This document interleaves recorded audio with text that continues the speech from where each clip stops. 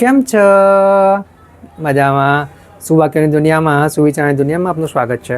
મારા દોસ્તો, મારા મિત્રો એવું કહેવાય છે કે આપણું જે જીવન છે ખૂબ અમૂલ્ય છે અને જો આપણે આપણા મૃત્યુ પછી પણ જીવન જીવવા માગતા હોઈએ તો આપણે સત્કાર્યો કરવા જ પડશે.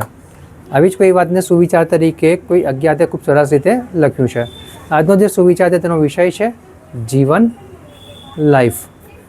કોઈ અજ્ઞાતે ખૂબ સરસ રીતે લખ્યું છે કે થોડુંક તો જીવન છે તો મનમાં શું લેવું, બધું જ મારું છે એ ભ્રમમાં શું રહેવું.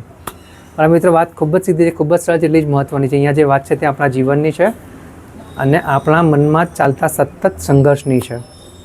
મારા મિત્રો, આપણા થોડા જીવનમાં આપણે આપણો સમય એવી રીતે બરબાદ કરી નાખીએ છીએ અન્ય લોકો માટે વિચારવા ઉપર, લોકો શું વિચારશે તેની ઉપર, લોકો કેમ કરશે તેની ઉપર.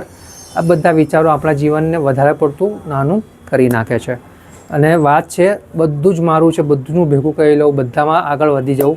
તો મારા મિત્રો, વાત ફક્ત એટલી જ છે કે જે કંઈ આપણે ભૌતિક સુખની પાછળ ભાગીએ છીએ તે બધું જ આપણે અહીંયા છોડીને જવાનું છે. કશું આપણી સાથે નથી આવવાનું. હા, જરૂરી છે, જરૂર પૂરતું આપણે કરવું જોઈએ, તેની પાછળ કશું જ ખોટું નથી, પરંતુ વધારે પડતું ભેગી કરી લેવાની જે આંતરિક ગેલછા છે તેની પાછળ આપણે આપણા સ્વાસ્થ્યને પાછળ છોડતા જઈએ છીએ, આપણા જીવનને પાછળ ધકેલતા જઈએ છીએ, જે ખોટું છે. મારા મિત્રો, વાત ફક્ત એટલી જ, જો આપણે આપણો વિચાર બદલીએ કે બધું જ મારું છે નહીં, પણ જે સારું છે તે મારું છે અને કંઈ પણ વાતને મન ઉપર નહીં લેવી. કોઈ આપણને બોલી જાય, કોઈ ગુસ્સો કરી જાય, આવી નાની નાની બાબતનો જો આપણે ધ્યાન ઉપર લઈશું, આપણા મન ઉપર લઈશું તો તે પણ આપણા સ્વાસ્થ્યને ખરાબ કરી શકે છે. મારા મિત્રો, વાત ફક્ત એટલી જ છે, બે જ વસ્તુ છે.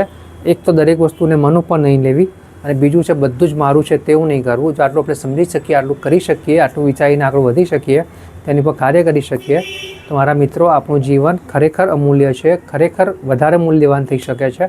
અને જ્યારે આવા વિચારો આપણા મનમાં નહીં હોય કે બધું જ મારું છે તો આપણે ખૂબ જ સરસ રીતે કામ કરી શકીએ છીએ. કોઈ પણ જાતની આપણી ઉપર એવી કોઈ નથી હોતી કે આપણે બધું જ મેળવવા માટે દોડાદોડ કરી શકીએ. આપણે એકદમ ફ્રી થઈ જઈએ છીએ, એકદમ હળવા થઈ જઈએ છીએ. આપણી પર કોઈ દબાણ નથી હોતું કે મારે બધું મેળવી લેવાનું છે, પણ એ આપણા વિચારોથી જ આવશે.